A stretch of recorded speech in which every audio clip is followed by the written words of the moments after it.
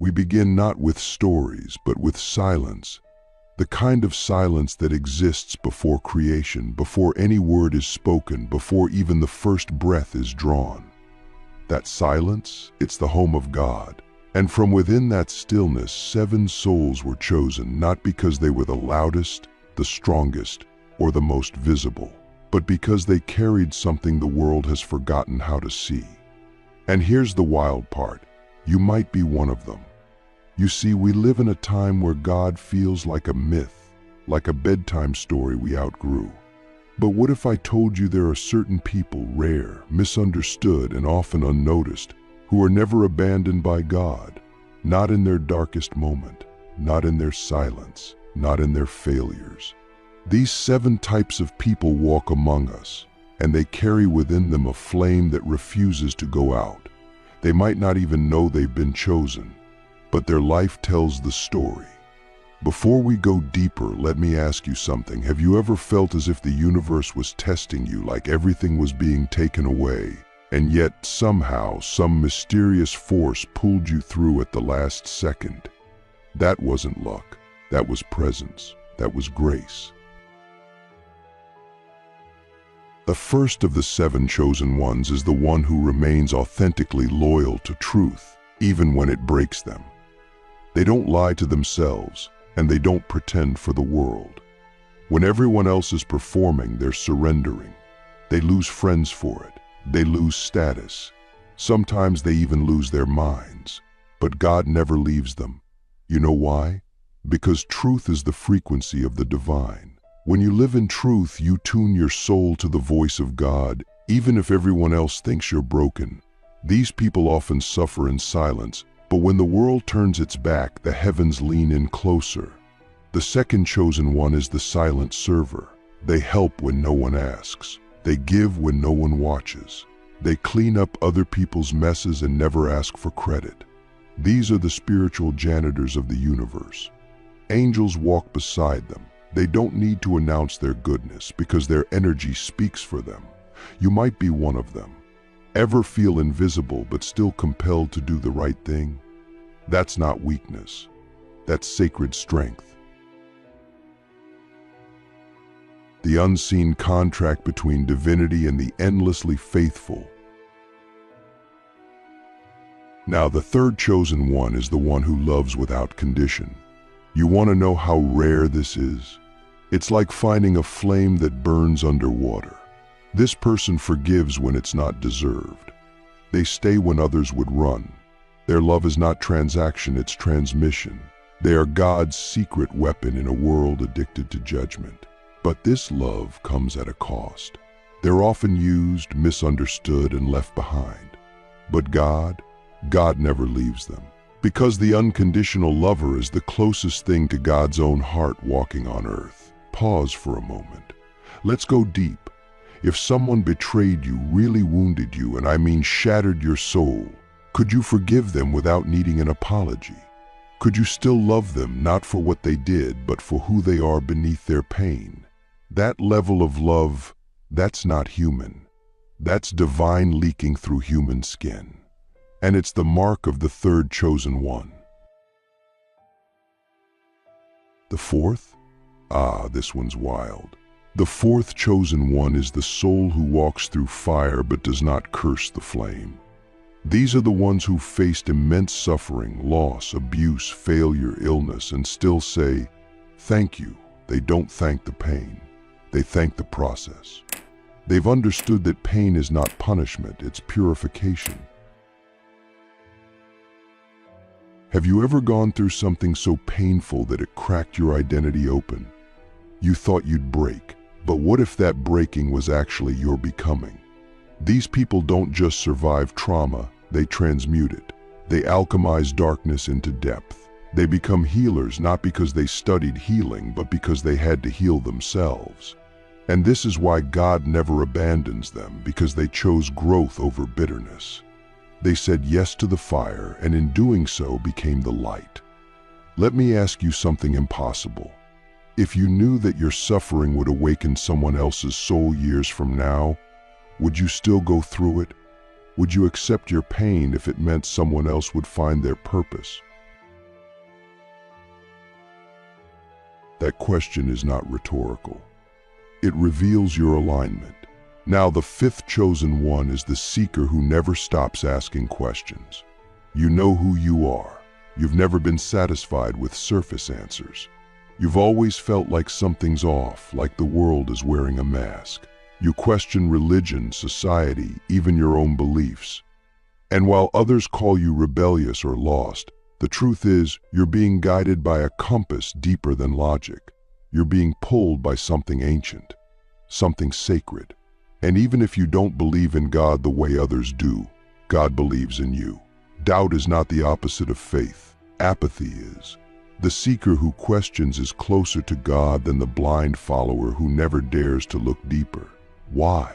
Because God is mystery, and those who seek mystery with an honest heart always find more of the divine. But beware, the path of the seeker is lonely. You might lose your old self.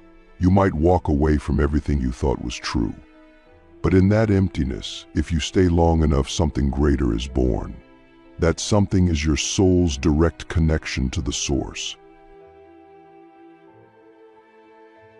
The sixth chosen one is the creator who channels the unseen. Artists, musicians, poets, visionaries, those who bring into form what has no form. They don't just make things, they reveal things. They bring pieces of heaven down to earth, and many of them don't even know they're doing it. They just feel this strange pull to make, to express, to birth something that doesn't exist yet. Have you ever created something and felt like it wasn't you doing it? Like something was working through you? That's not imagination. That's inspiration. And inspiration is the breath of the divine.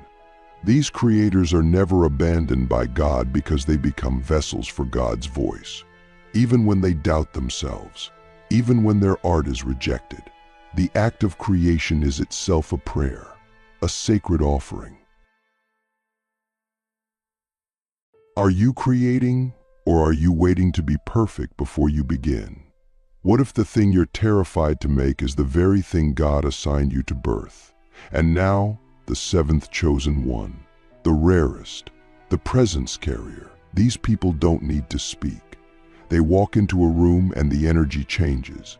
They hold a frequency that calms chaos. They might be monks or they might be cashiers.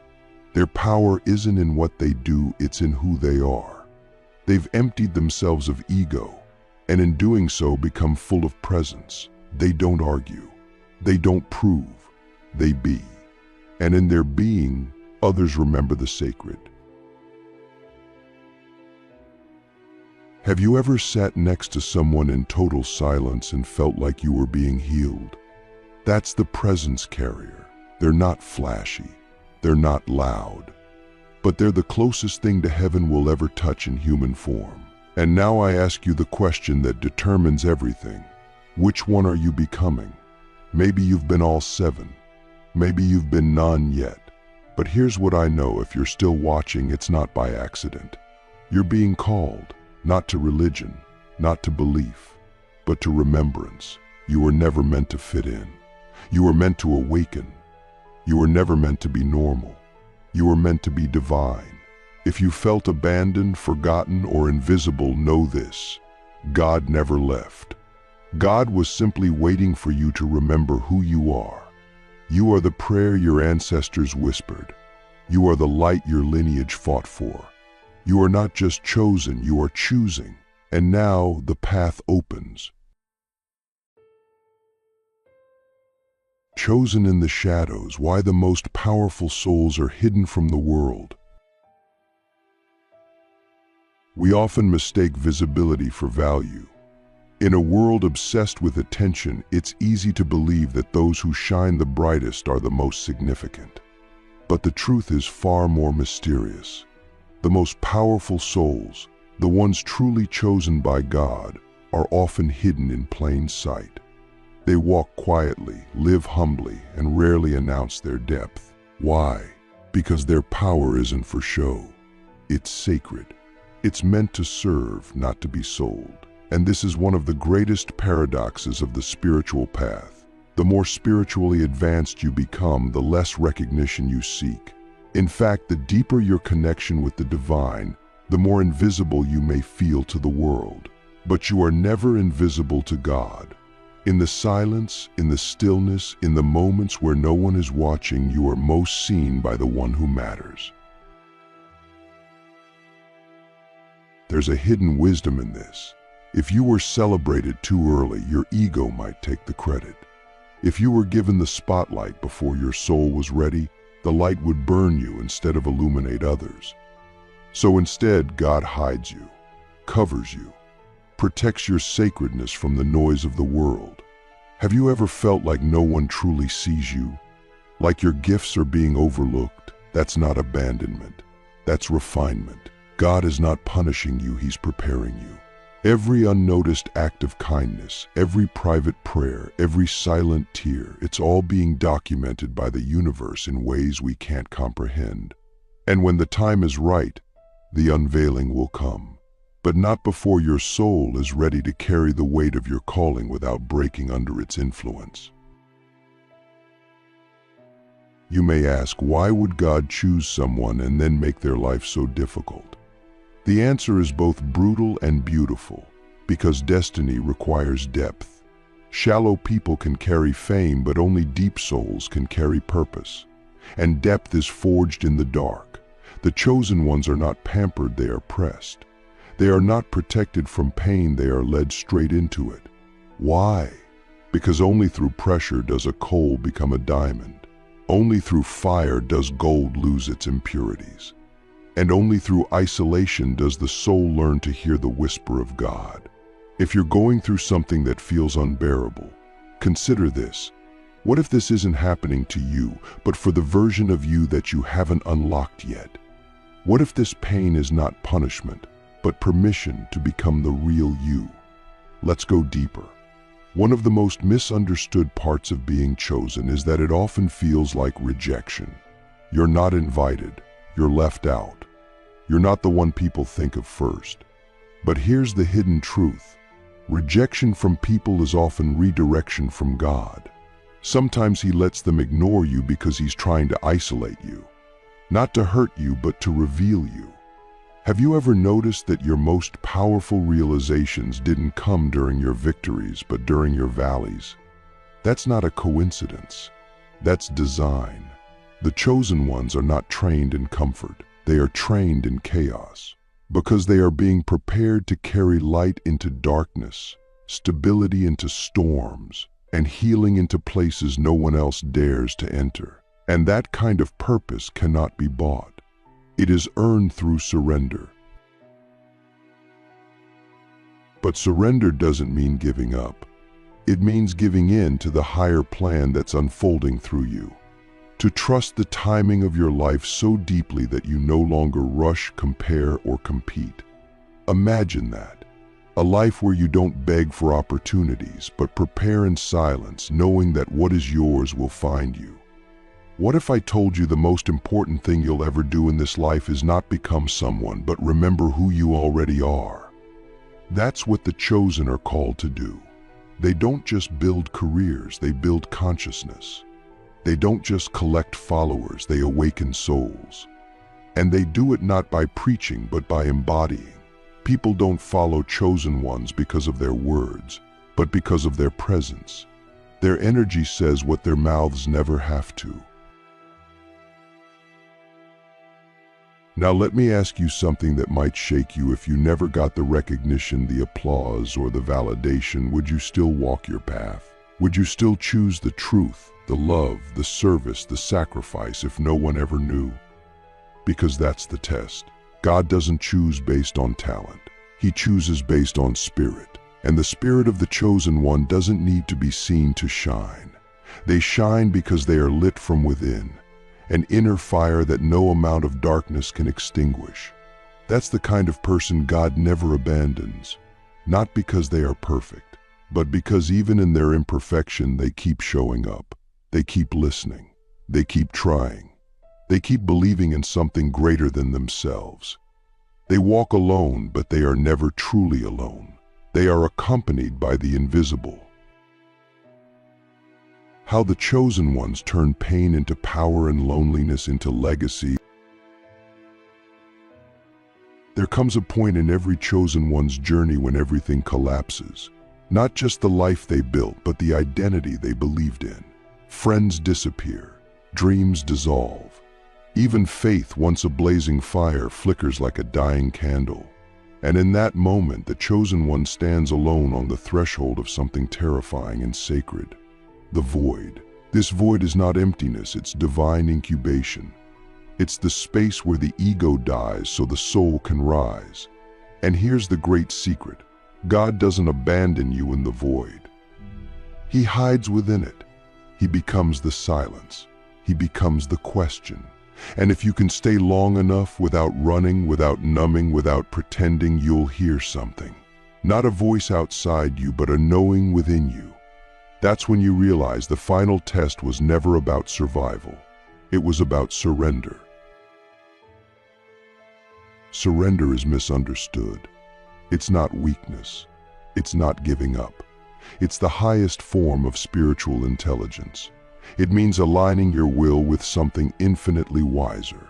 It means trusting that the pain wasn't random, that the delay wasn't denial, and that the loneliness wasn't punishment, it was preparation. When the chosen one stops fighting the process, something shifts. The suffering doesn't disappear, but its weight changes. It becomes purposeful. You begin to see that every betrayal cracked open your heart so it could hold more love. Every delay refined your patience so it could hold more peace. Every failure humbled your ego so your spirit could expand. And in that moment, you stop asking, "Why me?" and start whispering, "Thank you." That's when the transformation begins, not outwardly, but inwardly. That's when the chosen one becomes unshakable. But even unshakable souls weep. They feel the ache of this world more than others.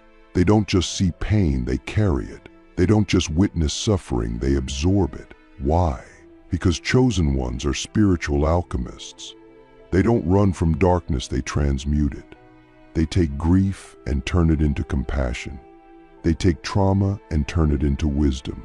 They take loneliness and turn it into legacy.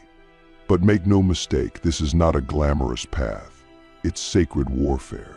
It's a daily dying of the ego so the soul can breathe.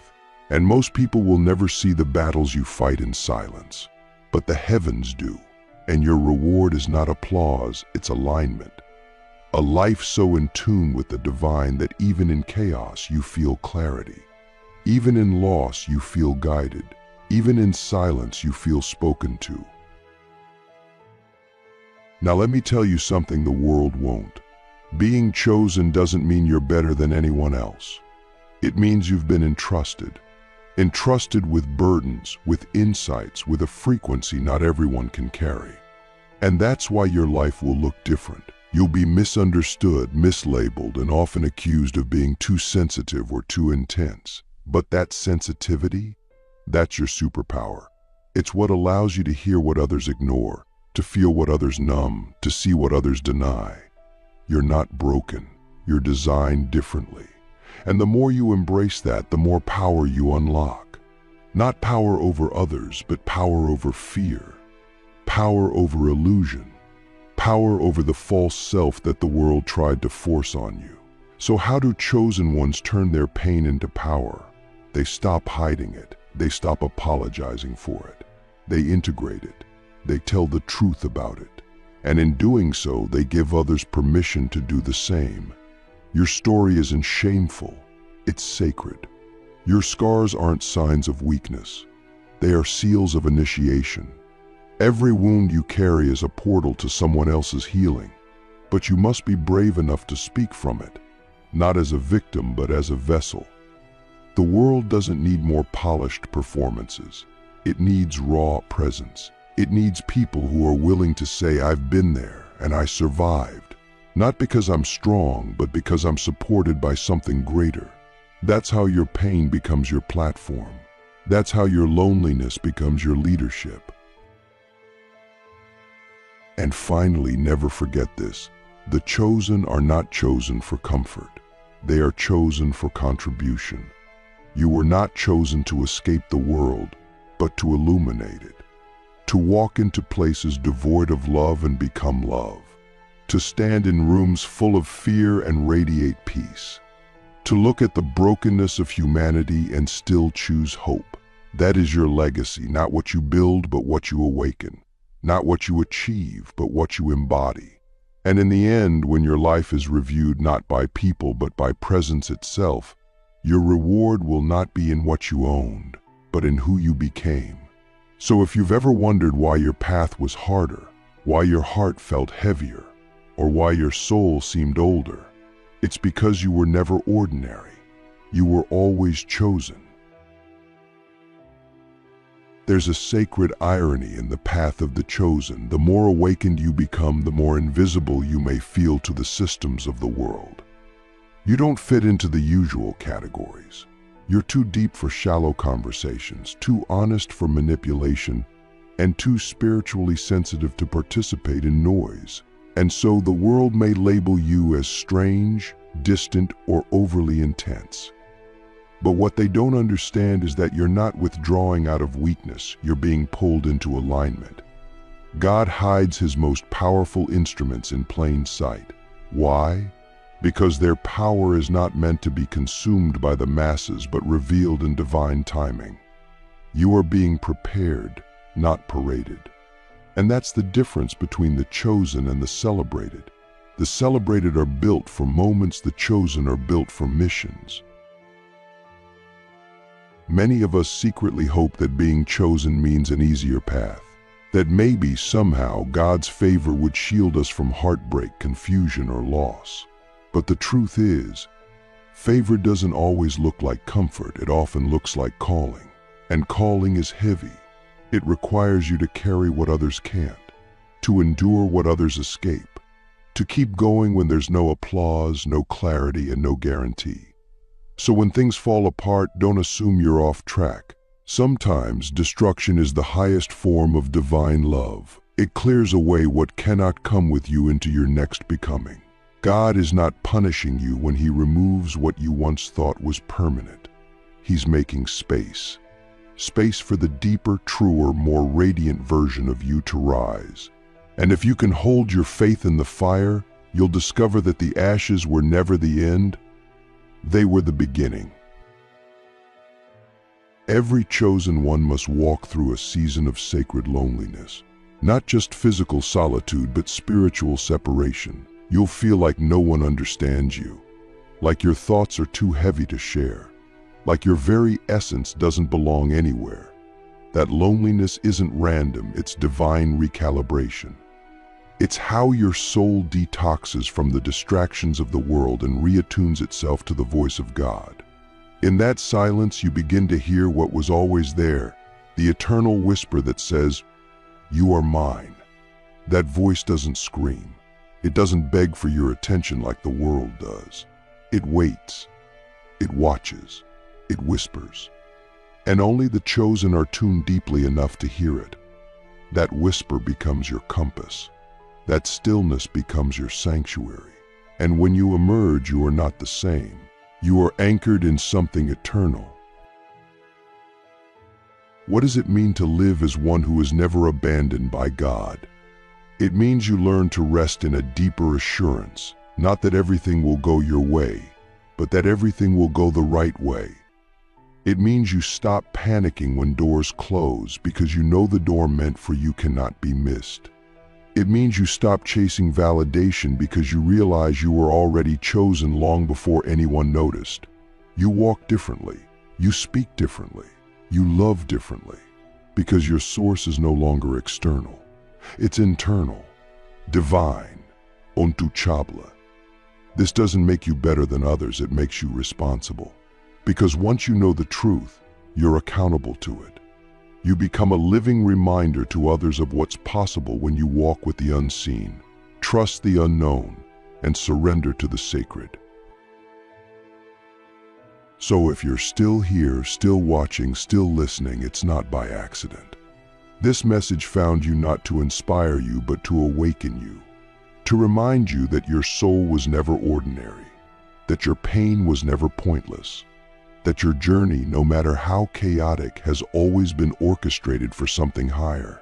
You are not just chosen, you are trusted. And the more you walk in that trust, the more heaven will conspire to support you. Not always in the way you expect, but always in the way you need. So breathe deep, hold your head high, and remember, even on the days you feel forgotten by the world, you are remembered by God. You are carried, you are guided, you are becoming everything you were sent here to be. There's a moment in every soul's journey where the universe goes quiet, not because it's absent, but because it's listening, watching, weighing. And in that stillness, something sacred happens. A contract is written not on paper, but in fire, not with ink, but with tears. It's not a contract you sign with your hand. It's one your soul accepts before you're born. And when that contract is activated, you don't just survive life, you become the kind of person who walks through fire and comes out carrying light. The kind of person that darkness can't touch, not because you're perfect, but because you're aligned. You might not know it yet, but if you're still watching this, something ancient inside you is remembering. You've been through battles no one saw. You've been knocked down by life, but somehow, you didn't just stand back up, you stood back up wiser, stronger, softer. And that softness, that's not weakness, that's sacred resilience. That's the first sign that you're trusted by God. You've been chosen not just to endure, but to embody something divine. And the more you own that, the more untouchable you become, not to people, but to principalities. Not to life, but to the lies that try to define it. Let me ask you something. Have you ever walked into a room and felt the energy shift before anyone said a word? Have you ever sensed someone's pain behind their smile, or felt the weight of something invisible pressing against your chest at 3:33 a.m.? That's not paranoia, that's perception, and it's the second sign. You're sensitive to energy because you were built to navigate beyond the five senses. You're not just intuitive, you're spiritually encoded, and that makes you a threat to darkness, because you don't need to see demons to defeat them. You just need to remember who you are. And here's the third sign: you've always been different. Not in a way that made you superior, but in a way that made you silent. Because you noticed what others ignored. You questioned what others accepted. You didn't fit into the systems, the schools, the scripts. And for a long time, you thought something was wrong with you. But what if the very thing that made you feel out of place was the evidence that your soul was never meant to conform? What if your difference is your design? God doesn't call clones, He calls catalysts. And if you've always felt like you were walking a path no one else understood, it's because you are. The fourth sign is one most people never recognize: being targeted. Not by people, but by patterns, cycles of depression, waves of anxiety, repeated betrayals. And yet you keep rising. Not because you're lucky, but because you're protected. The enemy doesn't waste its time on souls that don't matter. The fact that you've been under attack your whole life is not proof that you're cursed, it's confirmation that you're called. You weren't just built to survive spiritual warfare. You were built to shift it. Have you ever considered that your pain wasn't punishment but preparation? That your scars are sacred blueprints of your becoming? And then there's the fifth sign: wisdom that didn't come from books. You've known things you were never taught. You've given advice you didn't even understand until years later.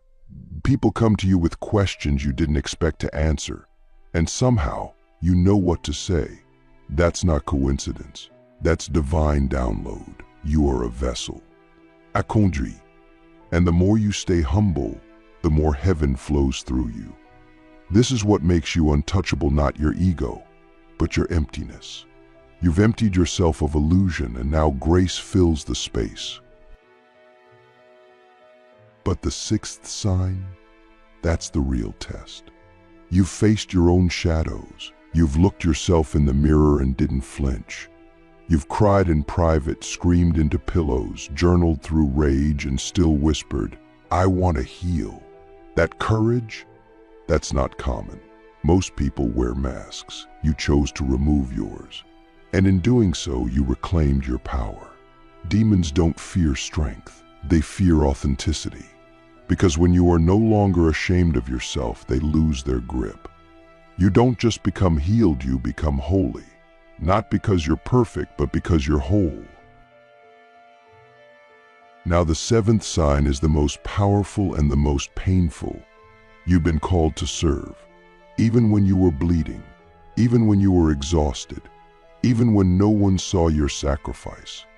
You've poured into others without applause. You've loved people who didn't love you back. You've chosen truth when it cost you everything. That's not martyrdom, that's mission. You were built for impact, not approval. And that's why demons can't touch you. Because you don't operate from ego, you operate from essence. You are a living portal for divine will. And when you walk in that knowing, the atmosphere around you shifts. But here's the part no one tells you. After all these signs, after all the confirmations, after all the awakenings, there's still a choice. Will you own what you've been given? Will you rise into the version of you that darkness fears?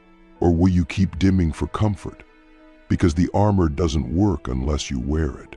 The light doesn't win unless you shine it. And God doesn't force you to rise. He invites you every day, through every storm, through every silence. You see, the final truth about being trusted by God is that your life is no longer just your own. You become a frequency, a vibration that heals, disrupts, activates. You stop being a person and start becoming a presence. That's why your friendships change. That's why you can't stay in places that drain you. That's why your soul rebels against mediocrity. Because once you've been marked by the divine, comfort feels like death. You were not built to blend in, you were built to burn. Not with ego, with essence. Have you ever wondered why you've outgrown everything so quickly?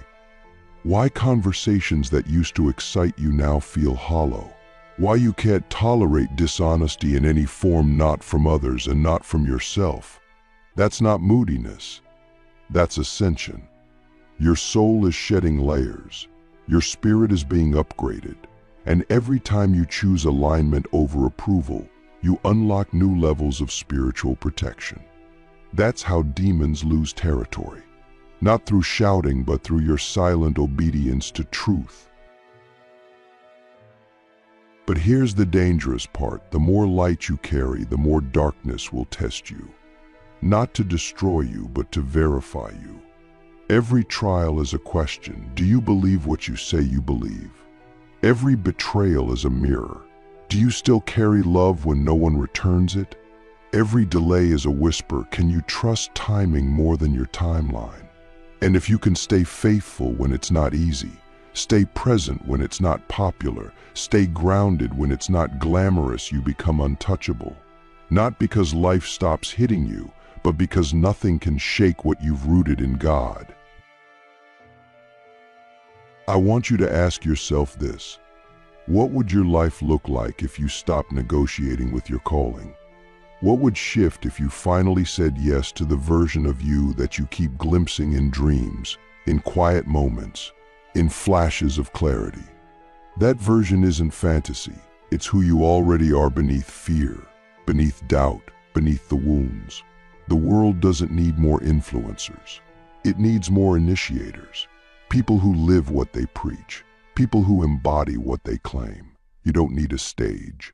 You need surrender. You don't need followers. You need fire. And never forget this. Demons don't fear your performance. They fear your purity. Because purity is clarity. And clarity slices through illusion like a sword. When you walk with clarity, you don't need to argue. You don't need to prove. You just move and the unseen world rearranges itself.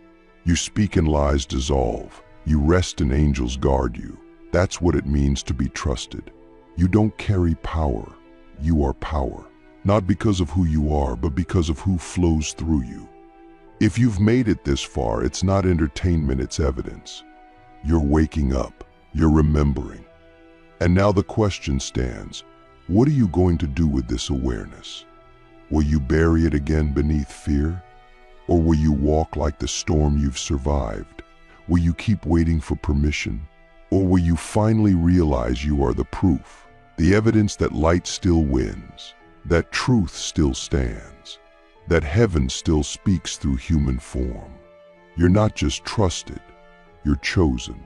You're not just protected, you're prepared. And you're not just alive, you're activated. Now go walk like it, because when you show up, darkness bows.